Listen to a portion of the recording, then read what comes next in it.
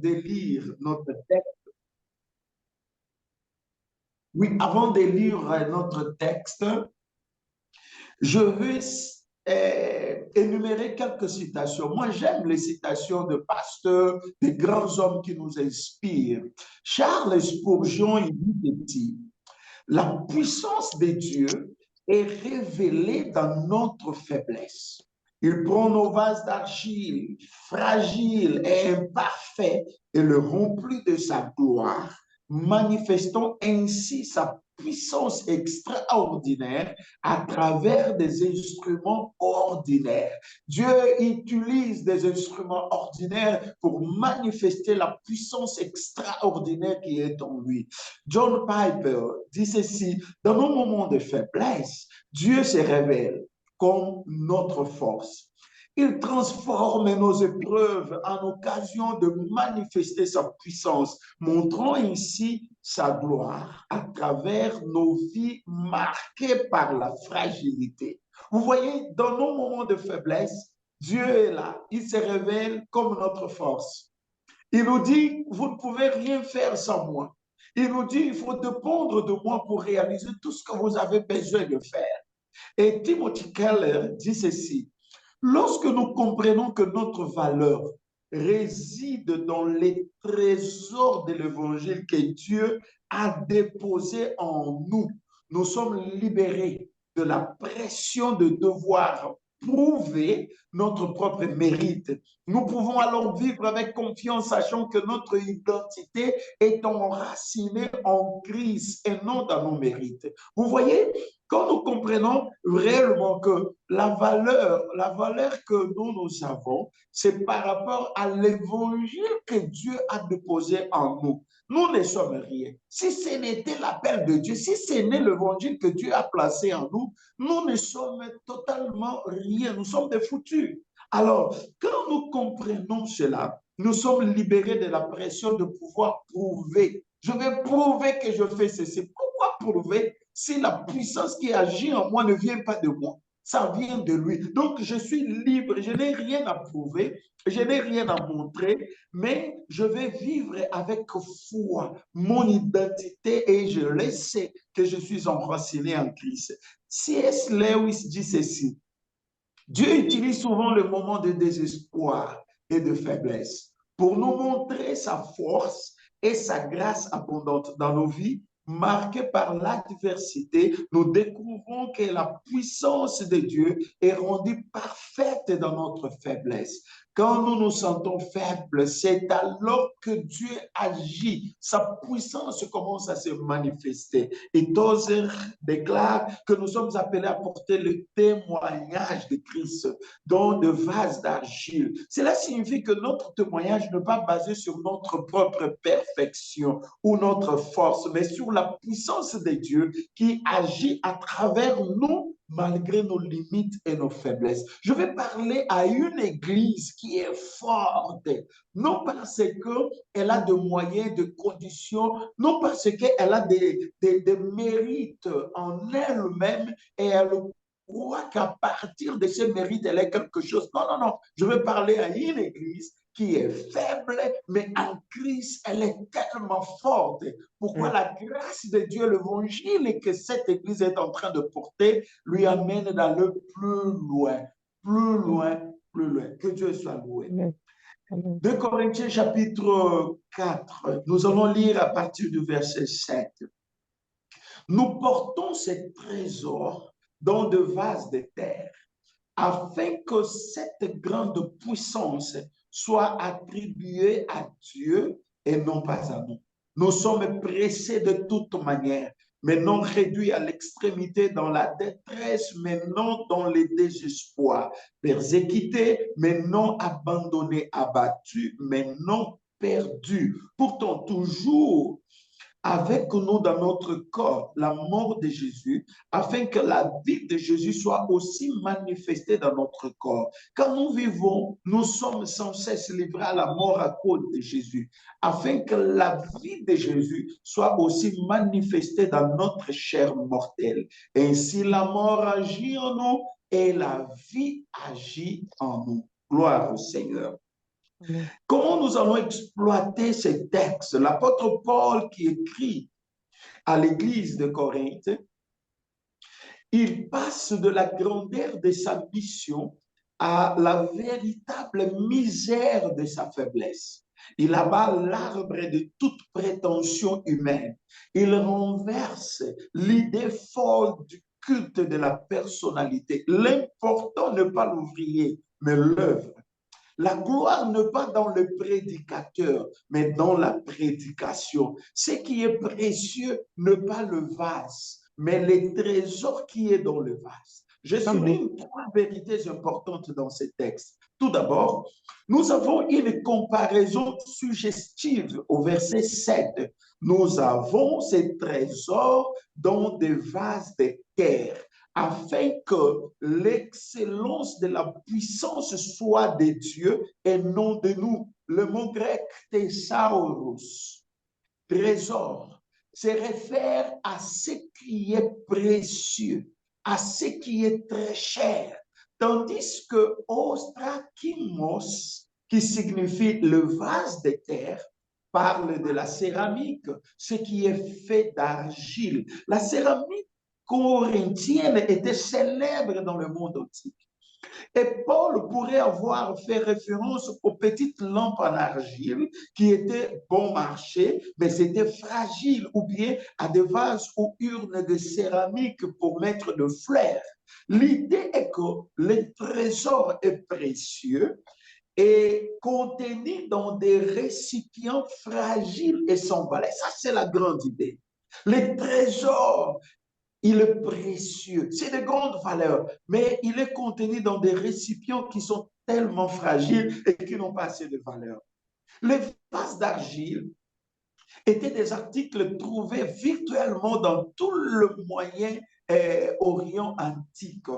Ils étaient bon marché et se brisaient facilement. Ils étaient peu coûteux et de peu de valeur.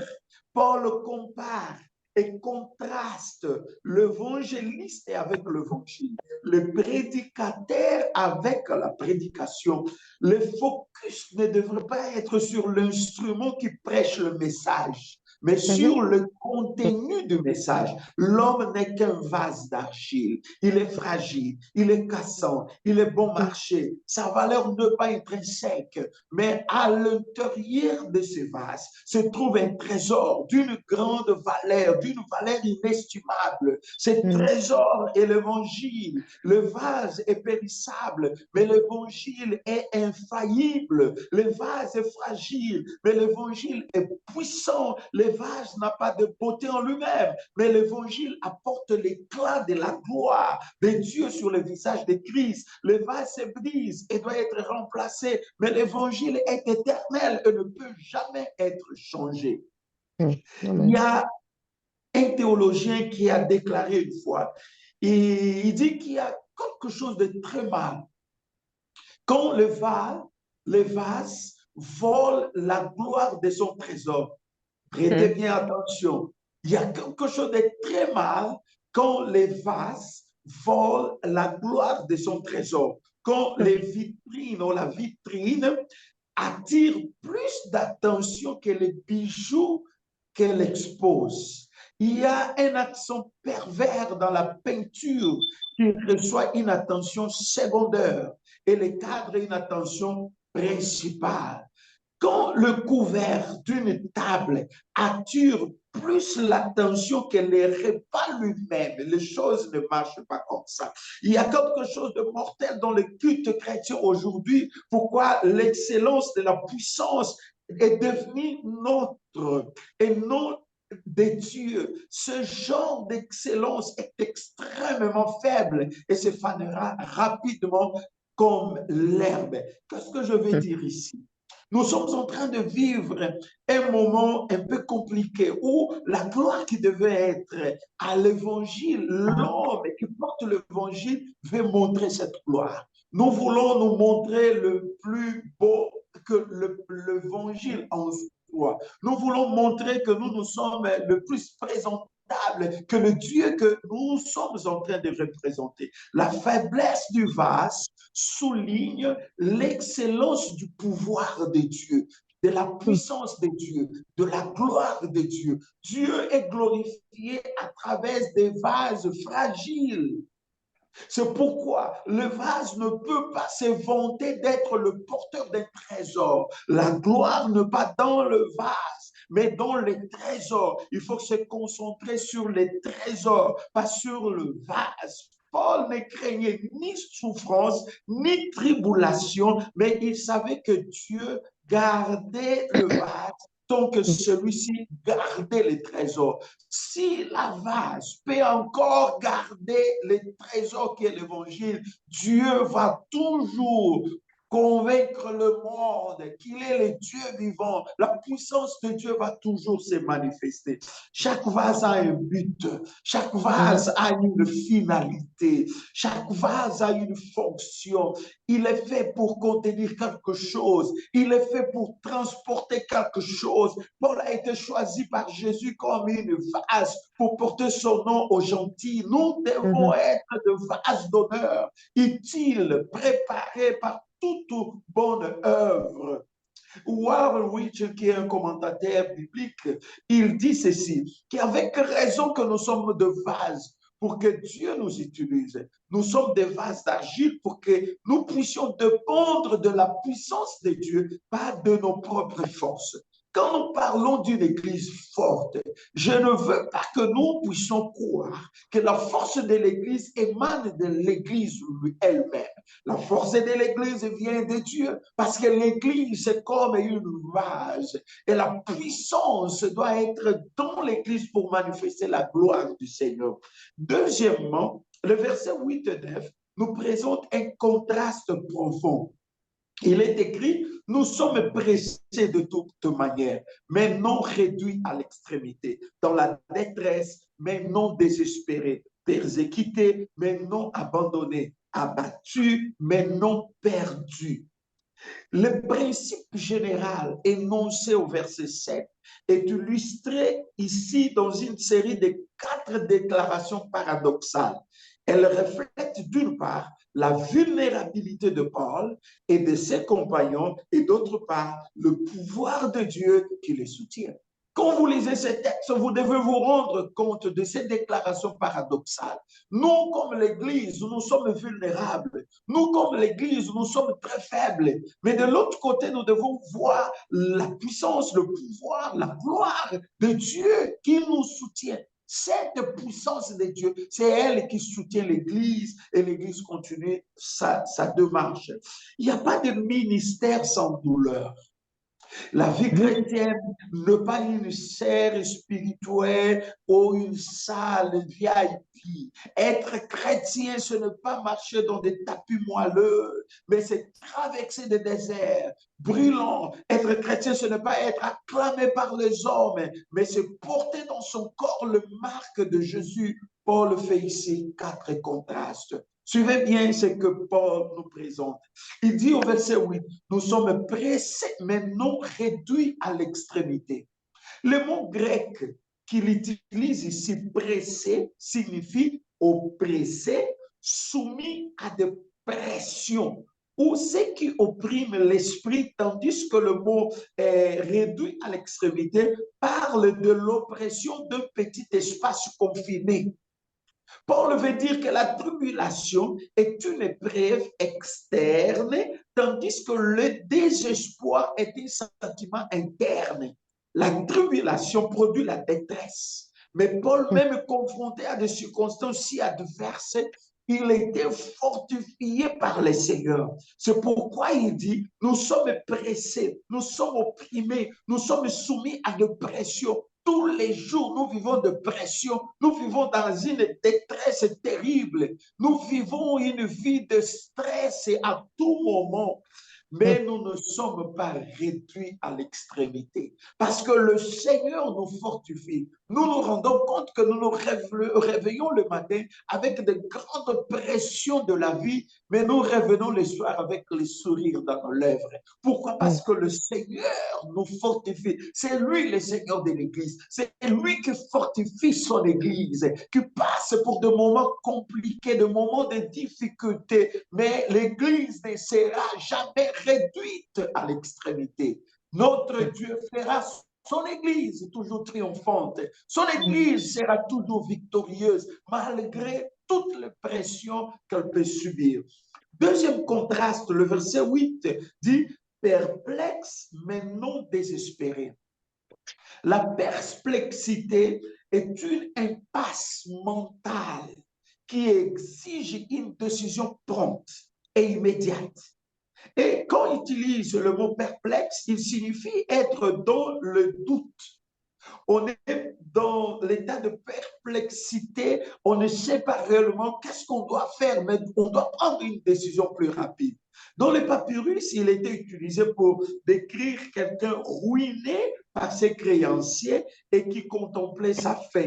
Tandis que le mot désespéré signifie être complètement perplexe ou désespéré. Cette parole décrit le désespoir dans un état final. Qu'est-ce que Paul est en train de nous dire ici? Vous devez avoir l'idée de la perplexité d'une personne qui doit quelque chose pour quelqu'un et il n'a rien à donner et alors la banque vient et il veut mettre cette personne sur terre, il veut finir avec cette personne et la personne est là, il est en train de contempler comment sa vie est en train de finir. Hein, il est là, il regarde, voilà, ils sont en train d'amener la voiture, ils sont en train de prendre ma maison, je vais où maintenant? Je dois prendre une décision. Ça, c'est la perplexité, comme l'apôtre Paul est en train de nous dire ici. Mais il dit que même dans la perplexité, nous ne sommes pas désespérés. Il y a une espérance en Dieu qui fait que l'Église, même quand elle vit de moments où elle est coincée, il y a une espérance et l'espoir nous fait vivre. Il y a l'espérance dans les promesses de Dieu parce que Dieu a promis et Dieu va accomplir. Et nous devons continuer à croire au message et aux promesses de Dieu. Voilà, il continue le verset 9, il dit persécuté mais non abandonné. Le mot grec persécuté évoque la poursuite et la chasse comme un animal. Tandis que le mot abandonner signifie abandonner quelqu'un dans les besoins et ne pas le regarder. Alors, Paul est en train de nous dire que quelquefois, la réalité de l'Église est comme si elle est poursuivie. C'est comme si quelqu'un est en train de nous faire la chasse. Il veut à tout prix nous prendre et finir avec nous. Mais malgré cela, nous ne sommes pas abandonnés. Paul a subi de dures persécutions. Depuis le début de sa conversion jusqu'au dernier jour de sa vie sur terre, il n'a eu ni repos ni soulagement. Il a été persécuté par le juif, par le païen, par le pouvoir religieux, par le pouvoir civil. Pourtant, il ne s'est jamais senti abandonné. Il croyait toujours que la présence de Dieu était à son côté. La Bible déclare qu'il ne nous abandonnera jamais et il ne nous délaissera jamais. Toi qui es en train de m'écouter maintenant, je ne sais pas quelle est la situation que tu es en train de vivre. Peut-être tu es en train de vivre une situation apparemment égale à l'apôtre Paul ici. Tu es derrière quelqu'un qui te chasse, des circonstances de la famille qui te poursuivent. Sache-le que ton Dieu est à ton côté. Sache-le que ton Dieu jamais ne va t'abandonner. Sache-le que ton Dieu est toujours présent dans ta vie. Quand bien même tu passerais par de moments compliqués, ton Dieu est là. Et le quatrième contraste, c'est dans le verset 9, il dit abattu mais non perdu. Abattu signifie être jeté tout bas, renversé violemment. Le mot était utilisé pour parler de la chute d'un adversaire, dans la lutte ou la chute d'une personne avec le paix ou toute autre arme. Mais le mot que Paul utilise non perdu signifie que tu n'es pas détruit, signifie que tu ne péris pas. Paul a affronté des circonstances désespérées au-dessus de ses forces. Même lorsqu'il a été mené à la guillotine romaine et a eu la tête tranchée par le bourreau, il n'a pas été détruit. Il comprend cela. que nous pouvons passer par ce moment, nous pouvons passer par des moments d'abattement, mais nous ne sommes pas détruits. Personne ne va détruire l'Église. Personne ne va tuer l'Église. La Bible dit que le porte de séjour de mort ne prévaudront pas contre l'Église du Seigneur. Vous savez, la Colisée a tenté d'arrêter l'œuvre du Seigneur, mais elle n'avait pas réussi. L'Église, elle appartient au Seigneur. C'est pourquoi elle est vivante. C'est pourquoi elle est en train d'agir. C'est pourquoi l'Église est encore debout. Personne ne va mettre l'Église de Dieu sur terre. Personne n'a ce pouvoir-là. Et quand nous appliquons ces vérités à nos jours, les textes peuvent s'appliquer aux coups durs, aux coups rudes, écrasants, qui semblent venir de nulle part sur notre vie. Vous savez, comme un cancer, comme un accident fatal, comme une crise cardiaque, comme une guerre terrible, un tremblement de terre dévastateur, cependant, la puissance de Dieu est là. Nous sommes habilités et nous allons réagir de manière transcendantale afin que Dieu soit glorifié et que les gens soient touchés par notre témoignage. Malgré tout ce que nous pouvons vivre, mes bien-aimés, sachez-le, la puissance de Dieu est là. Dieu est en train de chercher quels sont ces hommes, quelles sont ces femmes qui vont élever leur tête pour montrer ma gloire. En troisième lieu, le verset 10 à 12, nous voyons une identification, mais une identification bénie. Portons toujours dans le corps la mort de Jésus, afin que la vie de Jésus soit aussi manifestée dans notre corps. Nous portons la mort de Jésus, nous portons les marques de Jésus. Il est allé à la croix, il a été enterré, mais il est ressuscité le troisième jour. Nous avons ce marque en nous, bien-aimés, car nous qui vivons, nous sommes toujours livrés à la mort à cause de Jésus, afin que la vie de Jésus soit aussi manifestée dans notre chair mortelle. Et si la mort opère en nous, mais la vie est en nous. La mort vient, la mort veut terrasser, mais la vie de Jésus est en nous. C'est pourquoi la mort ne peut pas nous engloutir. Tout comme on doit se concentrer sur les trésors et non sur la vase. On doit aussi se concentrer sur le maître et non sur le serviteur. Si nous souffrons, c'est par amour pour Jésus. Si nous mourons à notre ego, notre égoïsme, c'est pour que la vie de Christ soit révélée en nous. Si nous traversons des tribulations, c'est pour que Christ soit glorifié, c'est pour que Christ soit élevé, c'est pour que Christ soit manifesté au niveau de tout le monde. En servant Christ, la mort agit en nous. En servant Christ, nous sommes pressés de tous côtés. En servant Jésus, les forces du mal s'élèvent contre nous, savez-nous, et nous dérouter de toutes les façons. Mais la vie de Jésus agit dans ceux-là qui vivent réellement l'évangile et aussi agit dans la vie de ceux-là que nous ministrons. Je suis souvent d'accord avec ces commentateurs quand ils disent que la preuve du vrai ministère ne pas dans ses décorations, mais dans ses cicatrices.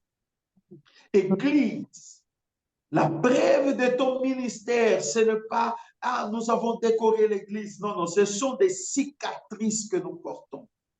Pour les restes, que personne ne me tourmente quand je porte dans mon corps les marques de Jésus, disait l'apôtre Paul. Nous voulons être une église forte, mais nous ne réalisons pas que notre force, c'est dans la dépendance de la puissance de Dieu. Nous ne réalisons pas que quand nous sommes coincés, nous passons par des moments compliqués, difficiles dans notre réalité. Oh, quelquefois on se dit, Dieu nous a... Non, non, c'est là où Dieu manifeste sa puissance. C'est là où la force de Dieu se manifeste. Quelques grandes leçons pour terminer. Première grande leçon. Il y a une grande puissance dans l'évangile. L'évangile doit être le centre. Le centre de l'Église, c'est l'évangile. Le centre de notre prédication, c'est l'évangile. Nous contemplons la lumière de Dieu qui brille dans nos cœurs à partir de l'évangile. C'est une lumière. C'est Jésus qui vit et passe à travers les écrits et les paroles que nous prononçons pour transformer la vie des gens. Il est écrit. Je n'ai pas honte de l'évangile. Je n'ai pas honte de l'évangile. Pourquoi? Parce que l'évangile, c'est une puissance. Je veux que là où tu es, tu puisses déclarer, c'est une puissance. C'est Nous une avons puissance. l'évangile avec nous. Nous prêchons la puissance. Si l'évangile est une puissance, il n'y a pas de force de ténèbres qui peuvent résister devant la puissance de l'évangile. C'est pourquoi l'évangile transforme. Le grand bandit est transformé par l'évangile.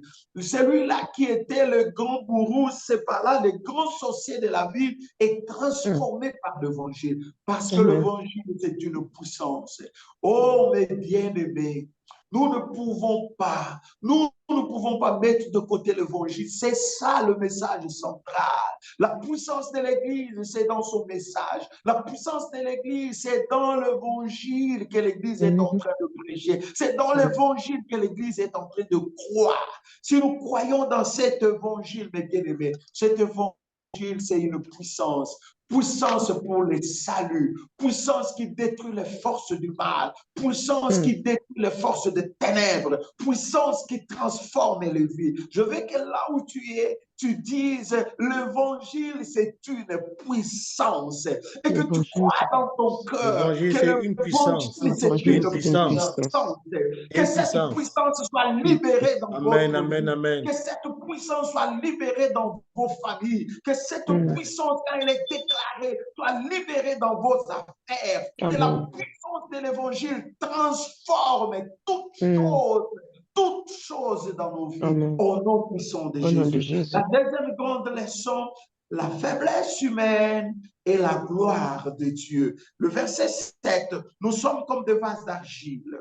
Ne te vois pas comme une personne très importante, mais tu dois te voir comme une vase d'argile, comprenant qu'il y a un trésor inestimable, un grand trésor est en toi. Le problème, ce n'est pas la partie extérieure. Le grand problème, c'est ce que tu es en train de porter. Il y a beaucoup de gens qui n'arrivent pas à réaliser qu'ils sont en train de porter un grand Dieu. Ils sont en train de marcher avec un grand Dieu. Oh, il faut que l'on arrive à comprendre ces mystères. Ce qui est en nous, c'est la gloire. Ce qui est en nous, c'est la présence de Dieu. Il est écrit, c'est lui qui est en nous est plus grand.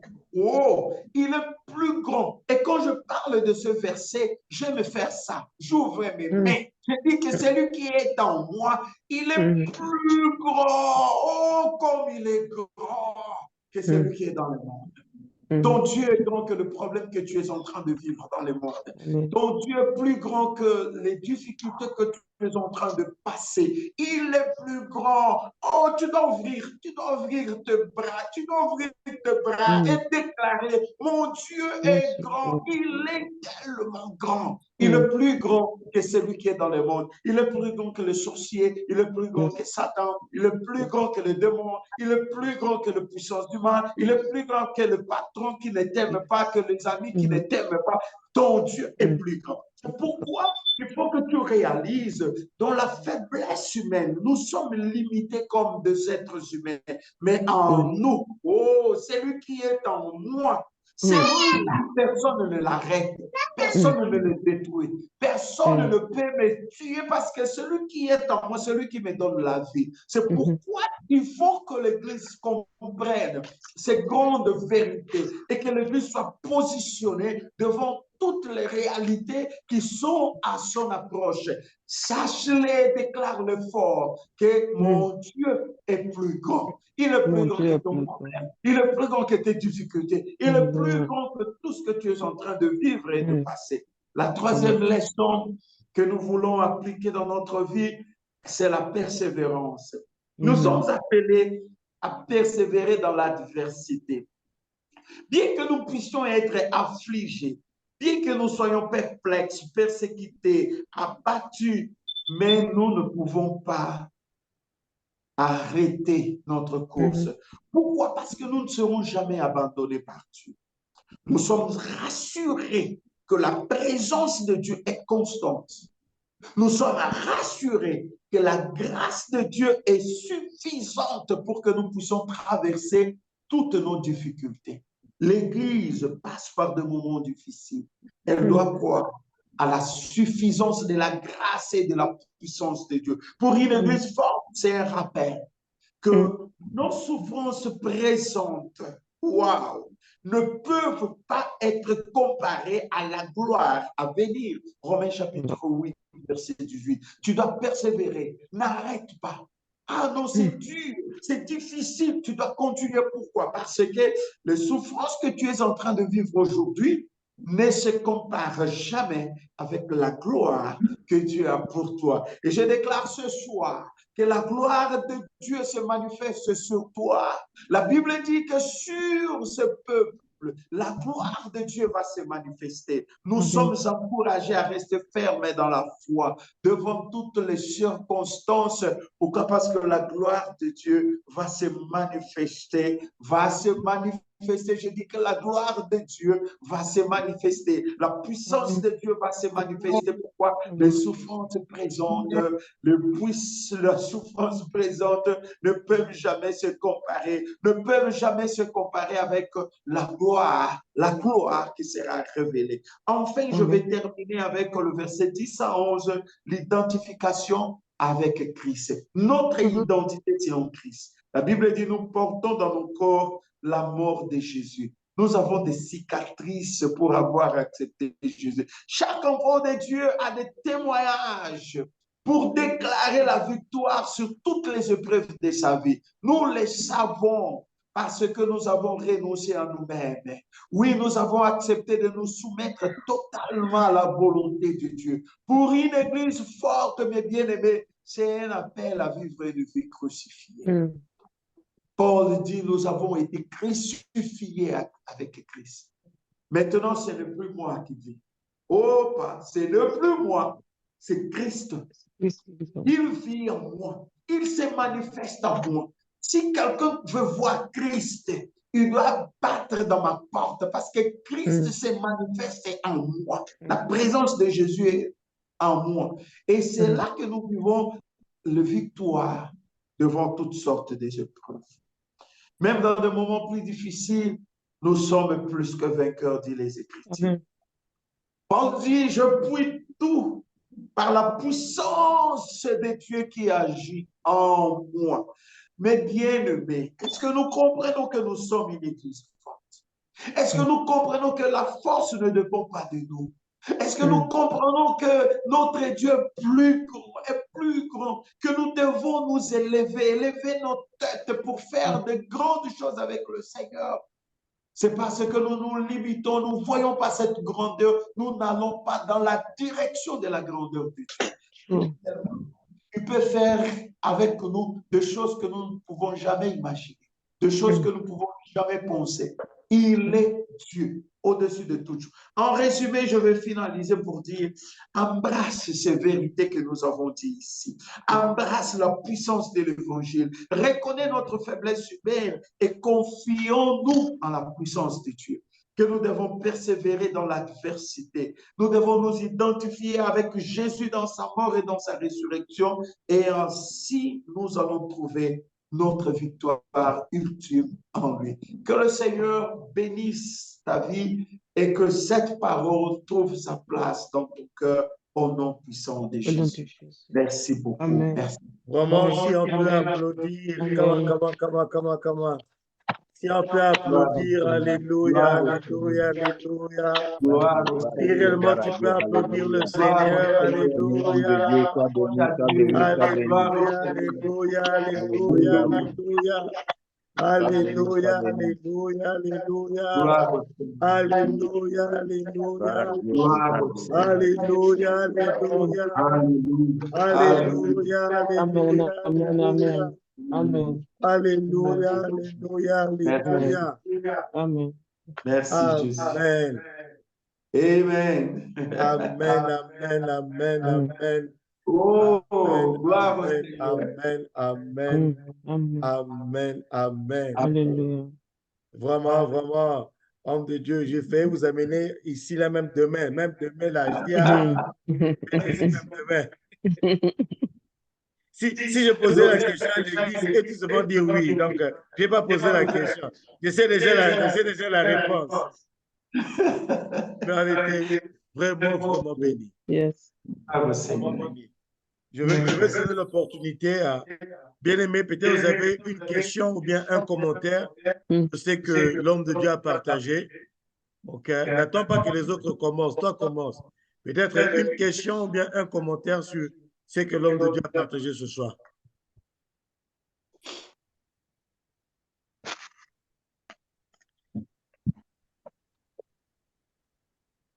Homme de Dieu, tu me connais, je suis...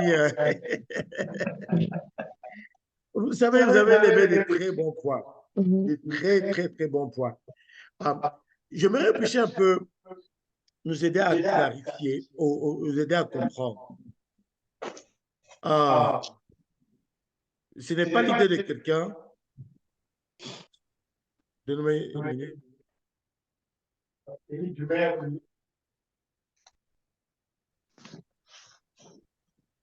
OK. Quelle est la différence ou comment est-ce que quelqu'un doit comprendre que lorsque vous parlez de faiblesse, vous ne parlez pas le péché? Vous comprenez? Quelqu'un peut dire que l'homme de Dieu a dit qu'on est faible même, donc tu vois, donc dans mes péchés, même Dieu va se manifester. Et aider un peu comme ça, puisqu'on connaît le malin, il est toujours quelque part là. On connaît. Oui, quand je parle de la faiblesse, je ne suis pas en train de parler de péché. Le péché, notre problème avec le péché, c'est de tuer le péché. Le problème du péché, c'est qu'on ne doit pas donner l'accès au péché. Quand nous parlons sur de faiblesse, nous devons comprendre que le Seigneur nous a donné la force de vaincre le péché. Le péché ne doit pas dominer sur nous. L'apôtre Paul dit en Romains, le péché ne domine plus sur nous. Nous avons la force, la puissance de dominer sur le péché. C'est pourquoi quand Jésus est venu, Jésus, il a gagné, il nous a donné la victoire sur la mort, aussi sur le péché, parce que le salaire du péché, c'est la mort. Jésus a triomphé de la mort, il a triomphé du péché également. Alors, quand on parle de faiblesse, je ne parle pas de faiblesses qui sont liées.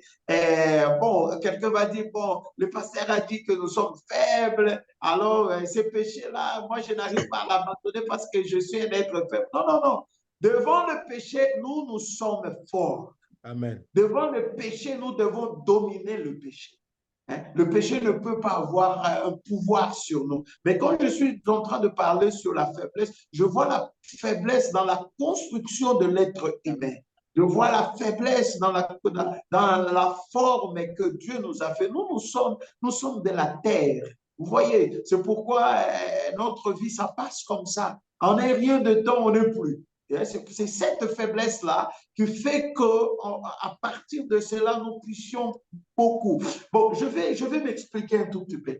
Quand la Bible parle sur la création de l'homme, il y a un élément intéressant dans la définition de l'homme que Dieu a créé. Dieu n'a pas créé seulement un homme qui est un homme mâle et femelle, mais Dieu aussi a créé un homme qui est très fragile, mais il est fort dans son intelligence. Dieu lui a placé, Dieu a mis en lui l'intelligence qui fait que quand tu regardes ce que l'homme fait, tu te demandes, wow, comment il a pu faire ça? En même temps, il est un homme faible. Hein? Et ce que lui, il fait, il crée, il invente. Ces trucs que l'homme invente, tu regardes, l'homme a inventé l'avion. Waouh, comment? L'avion est plus grand que l'homme. L'avion est plus grand, c'est énorme. Mais c'est l'homme qui l'a inventé. Et ce que l'homme a inventé, si ça vient à la rencontre de l'homme, ça détruit l'homme. Ça, c'est la faiblesse de l'homme. Vous voyez, Dieu l'a fait avec une intelligence, mais aussi avec ces qualités faibles de dire que tu es fragile, tu es... Alors, c'est ici que je suis en train de parler, que nous avons besoin de la dépendance de Dieu. Quand nous dépendons du Seigneur, nous pouvons faire aussi bien de grandes choses que le Seigneur est en train de nous dire ici. C'est un peu ça. Merci. Amen, amen, amen. All right, je donne encore l'opportunité. Si quelqu'un a une question ou bien un commentaire sur le message.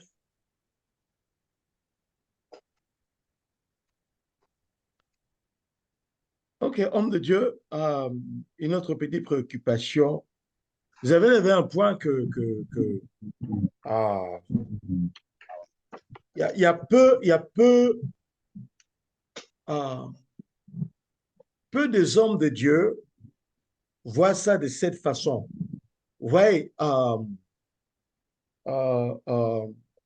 les gens, de foi dans le monde, lorsqu'ils parlent de leur ministère, ils parlent, entre guillemets, des accomplissements.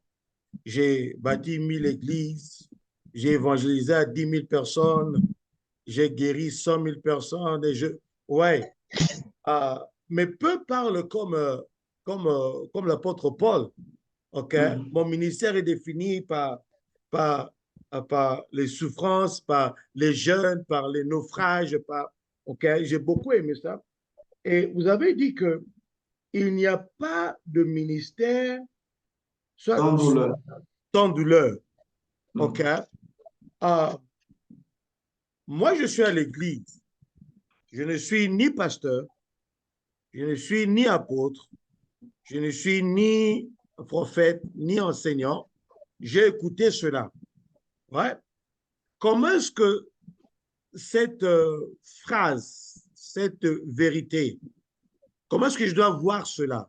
Puisque d'habitude, lorsqu'on parle du ministère, les gens voient directement, OK, les fivefold ministry.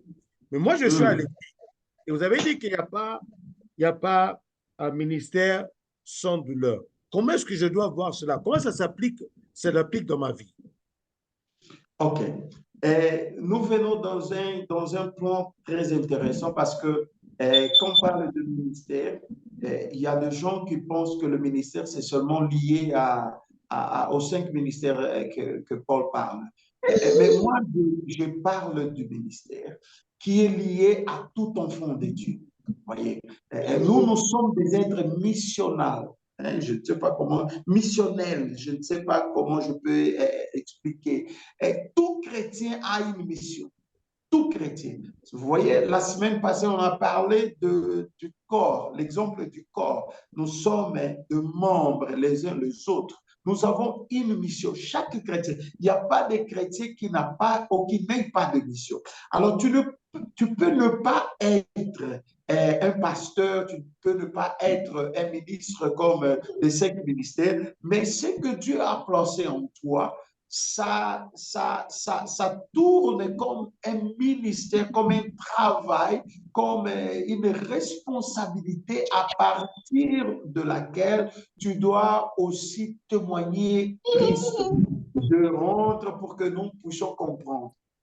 Si je suis médecin, je dois comprendre que Dieu m'a donné une mission de prendre soin de gens et à partir de cette mission, je suis en train de témoigner mon Seigneur. Cela ne veut pas dire que j'arrive à l'hôpital avant d'opérer. Je dis, oh, ouvre ta Bible. Non, non. Ma façon de me comporter, comment je prends soin de mes patients, les patients vont voir en moi la présence de ce Dieu-là. Et c'est possible qu'ils me demandent, mais dis-moi un peu, comment toi tu es comme ça?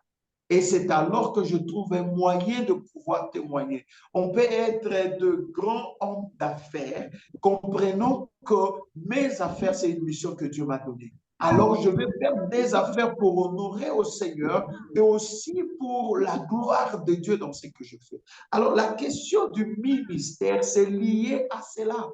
Tous les chrétiens doivent se mettre en œuvre par rapport à ce que Dieu lui a donné. Dieu a placé en toi un talent, c'est un ministère pour toi. Et ce n'est pas seulement les 5 ministères. Tout ce que Dieu a placé, que tu es en train de faire pour les services des autres, c'est un ministère. C'est pourquoi l'apôtre Paul, quand il parle sur ces éléments, il dit, quand nous sommes même le fonctionnaire, nous devons nous appliquer au travail comme si nous étions en train de servir le Christ. C'est notre ministère. Le ministère, maman, à la cuisine là, c'est ton ministère. Tu dois faire de la cuisine un lieu où tu glorifies le Seigneur. Quand les gens viennent pour manger, réellement, ils sont dit, moi, j'ai déjà mangé ça, mais de cette manière, je n'ai jamais mangé. Alors la gloire reviendra au Seigneur. Pourquoi? Parce que tu te donnes dans tout ce que tu fais. Alors, ça, c'est une nouvelle vision de voir la notion du ministère, la notion de la mission. Tout chrétien a un ministère lié à la mission que Dieu lui a donnée sur la terre. Et nous sommes appelés réellement à faire preuve de cela. Quand nous aurons d'autres opportunités, on pourra peut-être parler sur ces éléments d'une manière un peu plus claire. Merci. OK, thank you. Je vais encore donner une dernière opportunité. S'il y a quelqu'un qui a une question pour le docteur ou bien un commentaire. C'est dernière opportunité. Moi, je crois que j'ai bien expliqué la leçon. Quand le professeur explique bien la leçon, il n'y a pas de questions. Mais attendez, professeur, j'ai bien dit question ou bien commentaire. Exactement. Ouais. Moi aussi, Ouais. je vais écouter leurs commentaires. Je veux savoir si le message est bien arrivé. Ouais, vas-y, maman Elisabeth. OK, merci, pasteur. Ma question est que, c'est une question.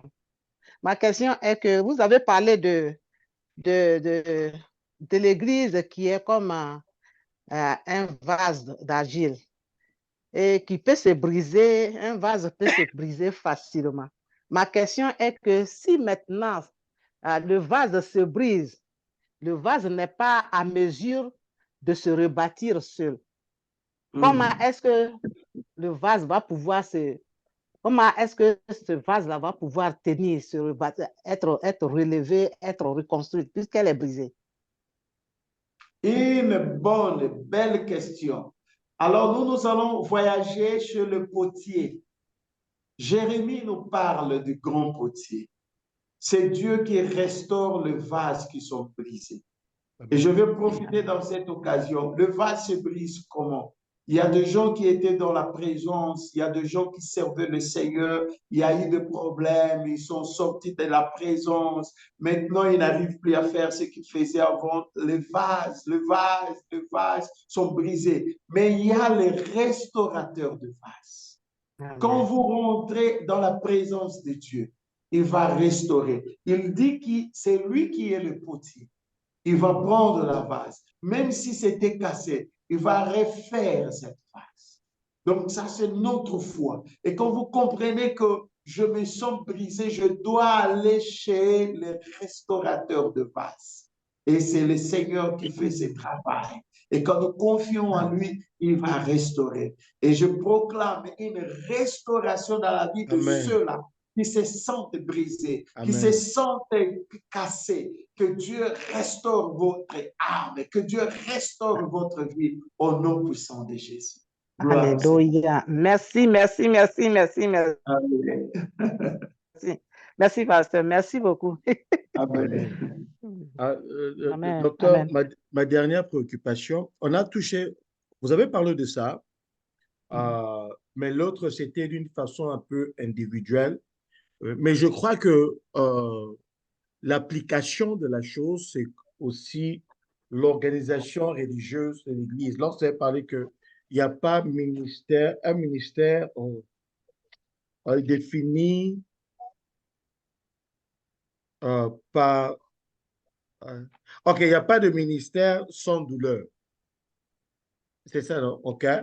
Donc, ça s'applique aussi au niveau, pas maintenant de l'individu, mais de l'organisation, si j'ai bien compris. Oui, quand on parle de l'individu, on parle de la vie chrétienne. Yes. Dans notre vie chrétienne, nous avons une mission. Et dans cette mission, vous allez voir, et la Bible est claire. Pierre dit que tous ceux-là qui veulent vivre d'une manière pieuse, ils seront persécutés. Donc, il n'y a même pas un lieu pour fuir. Le problème que les gens veulent vivre la vie chrétienne comme si c'était dans un hôtel VIP, des 5 étoiles. Ça n'existe pas. Et nous voulons rendre la vie. Il y a des gens qui sont en train de passer par leur brisement. Alors le pasteur va là et dit, non, non, c'est le diable qui est en train de... Non, c'est Dieu qui est en train de briser parce que Dieu fait ça. Dieu, il veut tirer en toi les trésors que lui, il a placés en toi. Donc, il faut que tu passes par ces expériences. C'est très important. Alors, d'une manière générale aussi, l'Église comme un corps, il passe pour des moments comme ça, mon pasteur. Je vais te donner un exemple. Il y a des moments, par exemple, quand l'Église a un grand défi. Hein? Je parle d'un ami qui est en France. Ils ont mis un espace, un bâtiment très beau, et ils veulent ce bâtiment pour leur église. Ils sont allés, ils ont fait des démarches, ils ont tout fait. Ils ont pris aussi la possibilité que la banque a pour leur emprunter de l'argent. Mais il y a une loi qui bloque tout, qui est en train de faire qu'il y a presque 2 ans passés que ça ne sort pas. Le vendeur ne veut pas vendre à une autre personne, dit que je veux vendre seulement à vous, l'Église.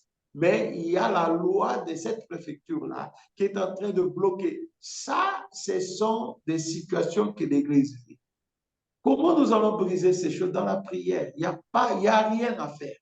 Nous devons aller là, dans la présence du grand roi, et nous devons faire descendre les ciels parce que le ciel peut changer les décisions de la terre. Vous voyez? Donc, c'est dans ce sens que je vois aussi, par exemple, la question de la croissance de l'Église. Vous savez, il y a des églises qui arrivent à un certain nombre de membres et ça n'évolue plus. Il faut briser. Il faut un brisement de ces moments-là pour que l'Église puisse passer à un autre niveau. Ça, c'est très intéressant. Donc, ce sont des situations que le pasteur, toi, tu le sais bien. Tu es là, tu es en train de prier, tu te demandes, est-ce que le message que je suis en train de prêcher, les gens ils reçoivent ça, ils reçoivent. Mais il y a quelque chose de spirituel qui doit encore être fait. Et c'est ça notre pression. Et le Seigneur nous dit, malgré cela, vous n'êtes pas abandonnés. Malgré cela, nous sommes presque vainqueurs. C'est un peu ça. Vous avez dit que il y a quelques points là, si Dieu nous donnait, on faisait grâce, vous allez revenir pour partager ça, si je vous ai bien entendu. Oui. OK. Donc, je ne sais pas si le peuple veut qu'il revienne encore. Vous voulez qu'il revienne encore? Si c'est oui, mettez vos mains, je veux voir. Si c'est non, aussi mettez vos mains, je veux aussi voir. Yes. OK. Il y a seulement un oui, pasteur. Donc, Oui. ça sera par les prières. On a mis les mains, on a mis les mains. Oui. OK. Ouais, d'accord. On va causer avec notre ministre Annabelle. OK. Sera en contact avec vous quant à votre disponibilité. Et c'est sûr que nous allons encore vous avoir parmi nous. Mais peuple de Dieu, voyez ce que je veux dire. Vous savez, l'homme de Dieu, le docteur, est venu, il a partagé avec nous pendant au moins deux mercredis. Et Dieu voulant, par rapport à son programme, et il va causer avec ministre Annabelle, c'est sûr que nous allons le revoir. Il nous a donné beaucoup de bonnes choses, de très bonnes choses. Il nous a vraiment fortifié. Il ne nous a rien demandé, il ne m'a rien demandé, OK? Il n'a rien demandé, Mais je veux vraiment qu'on puisse être quand même une bénédiction financière pour lui.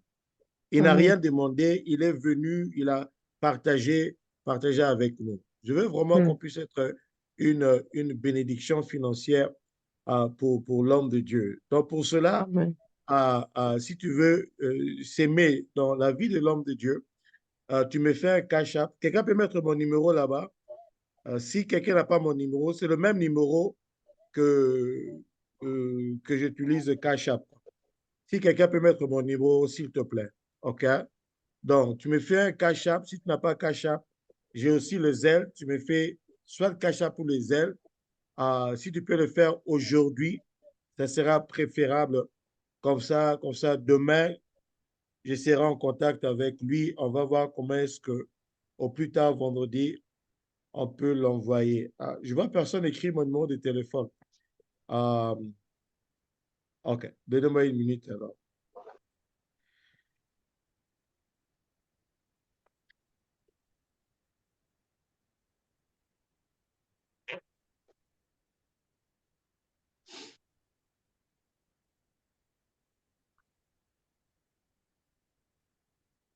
OK, j'ai mis mon numéro de téléphone. C'est mon numéro de Cash App et c'est aussi mon numéro de Zelle. Je veux qu'on puisse être une bénédiction pour lui. Il ne m'a pas demandé, il est venu, il a partagé la parole, parole de Dieu et il a même dit que Dieu voulant, il pourra encore revenir, partager encore d'autres choses. Mais vraiment, je désire qu'on puisse être une bénédiction pour lui. Tu me fais un Cash App, tu me fais un Zelle et d'ici demain, nous serons en contact et d'ici la semaine prochaine, on sera quand même une bénédiction. Homme de Dieu, avant de partir, dernier mot.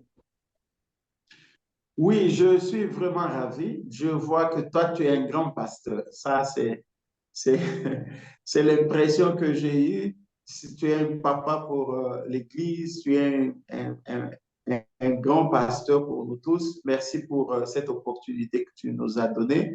Et je remercie l'Église aussi. Je remercie à tous les frères et sœurs, membres de l'Église. Je sais que Dieu a ses plans, Dieu a ses projets et il nous fera un jour la grâce de pouvoir nous revoir à vive voix. On pourra se voir aussi. Je bénis le Seigneur pour cette œuvre. Je suis en train de prier. On a pris les noms de l'Église et on a mis ici dans notre liste de prière, dans notre carnet de prière. Donc, vous êtes désormais nos partenaires en prière. On prie pour vous dans notre langue, le portugais, mais Amen. on va toujours, parce que le Seigneur écoute toutes les langues. Donc, j'ai amené cette église comme une église partenaire pour nos prières. Que le Amen. Seigneur vous bénisse. C'est vrai que notre temps, quelquefois, c'est un peu compliqué, mais moi, je me suis toujours dit, sur ce que Dieu m'a appelé, je serai toujours disponible. Quand on pourrait, on va revenir avec d'autres thèmes, avec d'autres dynamiques pour pouvoir partager ensemble. Ce sont des grâces que Dieu nous a données et nous devons faire part de cela à tout le monde. Donc, je suis à vous. Quand le Seigneur permettrait, on va rentrer pour apporter un message ou aussi, si Dieu le veut, on pourra se voir un jour. J'ai déjà été à Maryland, je Ah connais bon? un tout petit peu. Ah, dans J'ai- quelle ville comme ça? oui, oui, j'ai été déjà à Maryland. J'ai passé un moment à Baltimore. C'était l'aéroport Ah, que je suis arrivé. yes. Euh, oui, oui. Donc, je connais un tout petit peu. J'étais à Virginie, j'étais à Washington, j'étais à Oh. Caroline du Nord, Alors, vous êtes j'étais américain? à New York, Ah, vous êtes à américain? Guysborough. Ouais. Donc, Puisque Dieu moi, dans m'a ma tête, permis. j'ai réfléchissais, j'ai dit, OK, est-ce que les Brésiliens, ils ont des problèmes pour le visa, je parais, mais vous êtes déjà américain, là, ce n'est pas un problème. Non, non, moi, je n'ai pas de problème de visa.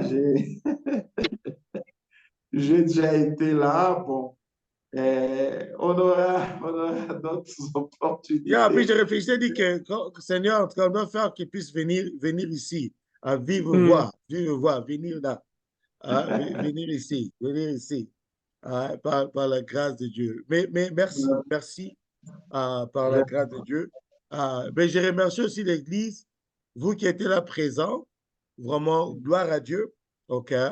N'oubliez pas que nous continuons encore demain matin, demain soir, vendredi matin et dimanche matin à 9 heures.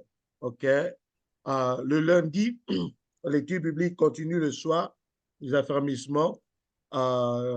Et la semaine prochaine, notre premier orateur, le bien-aimé Joseph Lava, sera encore avec nous et je suis sûr que nous serons réellement bénis. Et encore, comme je l'ai dit, il ne m'a rien demandé. Il a partagé la parole de Dieu. Mais je veux qu'on puisse être une bénédiction. J'ai mis mon numéro de Cash App et Zelle. Donc, si vous le faites ce soir, Dieu voulant, demain, on va causer comme ça. Vous avez, pasteur, vous avez, qu'est-ce que vous avez chez vous? Vous avez, oh, c'est quoi ça? VS? Bon, ici, on a sur quoi? Sur le transfert, le Yes. MoneyGram, les MoneyGram, les Qu'est-ce qui est plus facile pour vous? Western Union? Bon, au MoneyGram, Western Union, ça va. Ça sert. Ça sert. OK, d'accord. On va le faire par la grâce de Dieu. Bien-aimé, vraiment, avant de partir, faites-moi vraiment cette faveur. Ça, c'est vraiment une faveur. Le pasteur m'a dit que je suis un gros pasteur. Ouais, je m'avise. Donc, faites-moi cette faveur. Vraiment, avant de partir, ouvrez vos micros, ouvrez vos caméras et dites un grand merci au pasteur et un bonsoir aussi au pasteur au même moment.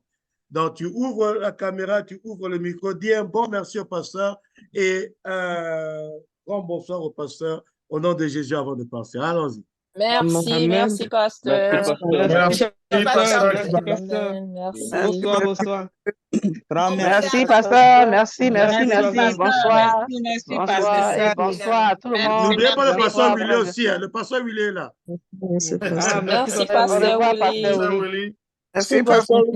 Merci, pasteur Willy. Pasteur Willy. Bonsoir, pasteur Willy. Merci, pasteur. Que le Seigneur vous garde. Merci. Merci, homme de Dieu. On va parler merci demain beaucoup. après-demain par la grâce. Ok, merci. Restez bénis. Merci Thank you. beaucoup. Merci beaucoup. Merci beaucoup.